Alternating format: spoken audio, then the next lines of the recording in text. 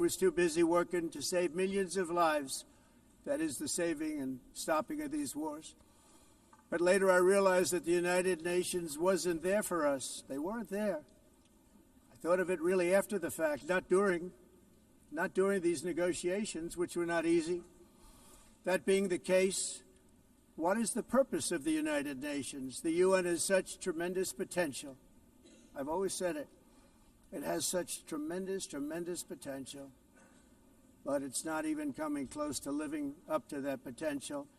For the most part, at least for now, all they seem to do is write a really strongly worded letter and then never follow that letter up. It's empty words, and empty words don't solve war. The only thing that solves war and wars is action.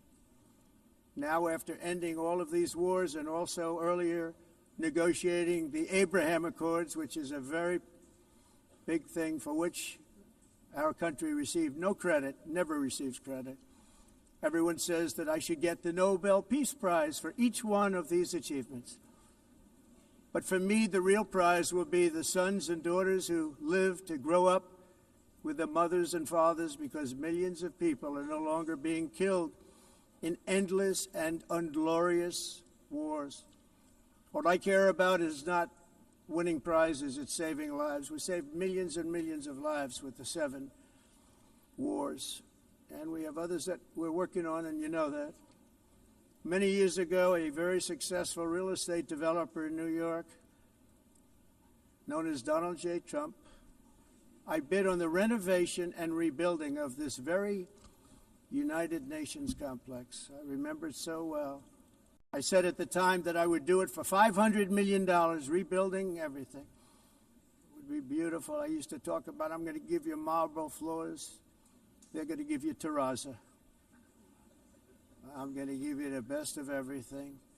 You're going to have mahogany walls. They're going to give you plastic. But they decided to go in another direction, which was much more expensive at the time, and which actually produced a far inferior product. And I realized that they did not know what they were doing when it came to construction, and that their building concepts were so wrong, and the product that they were proposing to build was so bad and so costly. It was going to cost them a fortune. And I said, and wait till you see the overruns. Well, I turned out to be right. They had massive cost overruns and spent between $2 and $4 billion on the building and did not even get the marble floors that I promised them. You walk on terrazzo. Do you notice that?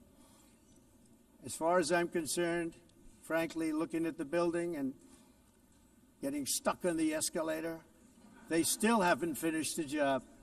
They still haven't finished. That was years ago.